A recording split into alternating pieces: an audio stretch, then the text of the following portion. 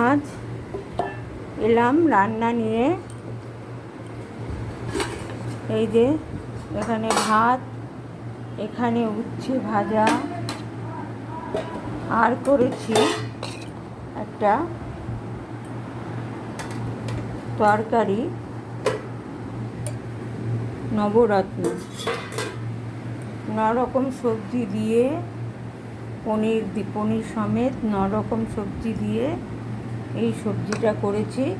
দুধ, কাজু পোস্ত বাটা দিয়ে প্রথমে সবজিগুলো ভেজে নিয়েছি, পনিরটা ভেজে নিয়েছি। তারপর দুধের মধ্যে পোস্ত, কাজু, চারুমগজ বাটা গুলে, আদা গুলে তেলের মধ্যে দিয়েছি, তাতে বাটার দিয়েছি, দিয়ে কষিয়ে তারপর দুধের মধ্যে যে মশলাটা গুলেছি সেটা দিয়ে কষিয়ে জল দিয়ে যখন ফুটে উঠেছে তখন একটু কর্নফ্লাওয়ার দিয়ে সবজিগুলো দিয়ে দিয়েছি। তারপর মিষ্টি দিয়ে সবজিটা হয়ে যাওয়ার পর নামিয়ে নিয়েছি। এটাকে বলে নবরত্ন। এখানে আছে ইলিশ মাছের ঝোল, আর এখানে সবজিটাই আছে। আজকে আর কিছু রান্না করিনি। আর এখানে তো ভাত দেখালাম। আর এখানে আছে, আজকে করেছি অনেক রকম আচার। এটা হচ্ছে কুল আর চালতার আচার, এখানে রয়েছে আমের আচার,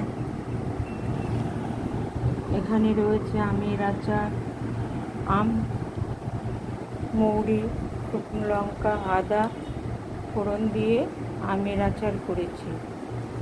তার মধ্যে ভিনিগার দিয়ে দিয়েছি যাতে অনেক দিন আচারটা থাকে। আচারে যদি ভিনিগার দেওয়া হয়, আর প্রত্যেকটা আচার আমি গুড় দিয়ে করেছি, গুড়ের আচার। এখানে রেখেছি আমি আম সংরক্ষণ করে, আরও অনেক বোতলে রেখেছি। ভিনিগার আর নুন দিয়ে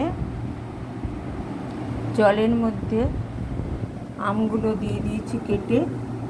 এটা অনেক দিন থাকবে, পুরো শীতকাল এখান থেকে আম খেতে পারবো।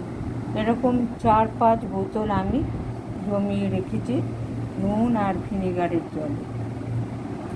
আর এখানে রয়েছে আমার দই পাতা, ভাত খাওয়ার পরে খাওয়া হবে। আর এখানে হচ্ছে আরেকটা আচার, এটাও আমের আচার। অনেক আচার করে রেখেছি, সারা বছর খাবো বলে। দেখালাম আচার। আর আজকে আর বেশি রান্না করিনি, এই করতেই সময় কেটে গেছে। এই আচারগুলো আপনারাও বানিয়ে খাবেন, সারা বছর খেতে পারবেন। যদি তার মধ্যে ভিনিগার দিয়ে দিন, আচার নষ্ট হবে না, ফ্রিজের বাইরেও অনেক দিন রাখতে পারবেন। আর এখানে রয়েছে আমার তিস্তা তোষা রাতের ভাত। দুপুরের ভাত খাওয়া হয়ে গেছে, রাতের ভাত। ভিডিওটা এই অবধি করলাম। ভালো লাগলে লাইক, কমেন্ট, শেয়ার করবেন। আর ভালো ভালো আচার বানিয়ে আপনারাও খাবেন। আজ এই অবধি, আর কিছু বলবো না। শেষ করার আগে আবার বলছি, লাইক, কমেন্ট, শেয়ার করবেন।